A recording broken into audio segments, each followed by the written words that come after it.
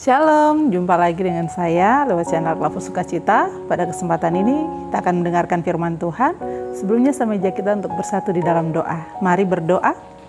Terima kasih Bapa, terima kasih Yesus, terima kasih Roh Kudus untuk kasih setia, lawatan dan penyertaan Tuhan bagi kami sepanjang perjalanan hidup kami. Teristimewa pemirsa Klavu Sukacita dalam melalui hari-hari hidup mereka. Dan di kesempatan ini kami akan mendengarkan firman Tuhan melalui channel ini. Kiranya Roh Kudus pimpin kami, baik hamba, tapi kru dalam mempersiapkan segala sesuatu untuk firman Tuhan ini diberitakan. Jauhkanlah daripada kami segala hal rintangan dari pihak iblis. Kami tolak dalam nama Yesus, Tuhan jauhkan dan biarkanlah Roh Kudus berperkara untuk menyampaikan kebenaran firman Tuhan bagi kami sekalian. Dalam nama Yesus kami memohon, amin. Pemirsa, bagian firman Tuhan bagi kita di kesempatan ini terdapat dalam Filipi pasal 3 ayat 17 sampai pasal 4 ayat yang pertama. Bagian firman Tuhan ini di bawah perikop nasihat-nasihat kepada jemaat. Saudara-saudara, ikutilah teladanku dan perhatikanlah mereka yang hidup sama seperti kami yang menjadi teladanmu. Karena seperti yang telah kerap kali kukatakan kepadamu dan yang kunyatakan pula sekarang sambil menangis, banyak orang yang hidup sebagai seteru salib Kristus. Kesudahan mereka ialah kebinasaan. Tuhan mereka ialah perut mereka, kemuliaan mereka ialah aib mereka. Pikiran mereka semata-mata tertuju kepada perkara duniawi. Karena kewargaan kita adalah di dalam sorga, dan dari situ juga kita menantikan Tuhan Yesus Kristus sebagai juru selamat yang akan mengubah tubuh kita yang hina ini sehingga serupa dengan tubuh yang mulia menurut kuasanya yang dapat menaklukkan segala sesuatu kepada dirinya. Karena itu saudara-saudara yang kukasihi dan yang kurindukan, sukacitaku dan mahkotaku, berdirilah juga dengan teguh dalam Tuhan, hai saudara-saudaraku yang kekasih. Demikian firman Tuhan, terpuji Kristus selama-lamanya. Amin. Pemirsa, bagian firman Tuhan Filipi pasal 3 ayat 17 sampai pasal 4 ayat yang pertama.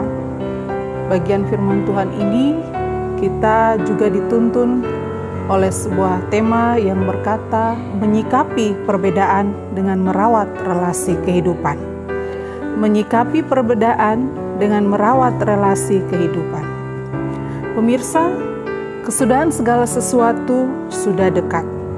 Oleh karena itu, baiklah setiap orang mengerjakan keselamatannya.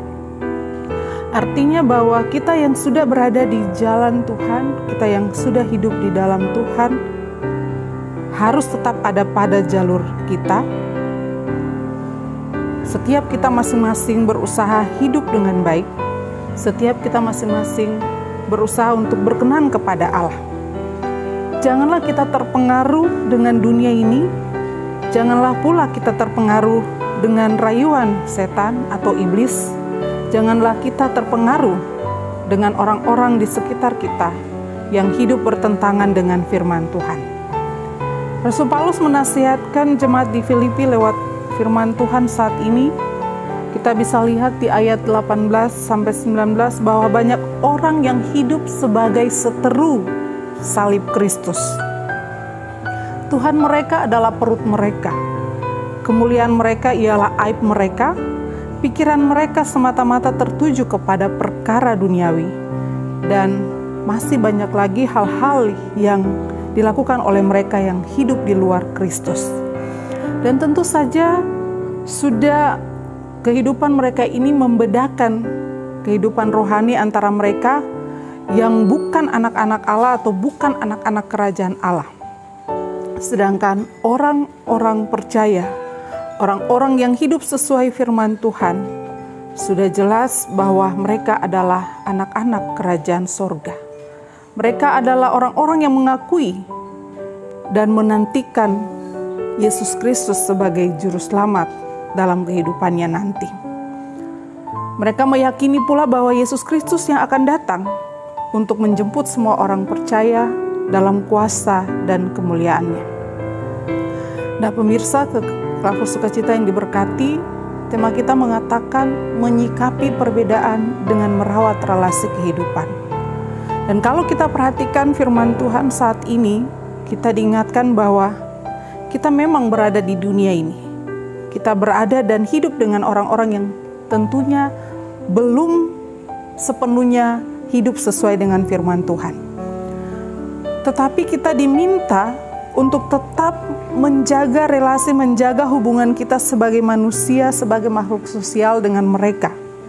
Sekalipun sikap mereka, cara hidup mereka, pola pikir mereka bertolak belakang dengan sikap dan cara hidup kekristenan sebagai anak-anak Tuhan. Tetapi hal yang harus kita lakukan, walaupun kita ada dalam perbedaan, dalam hal kerohanian, mereka ada dalam ketidakpastian, sedangkan orang-orang percaya yang hidup dalam jalan Tuhan, firman Tuhan, tentu memiliki kepastian.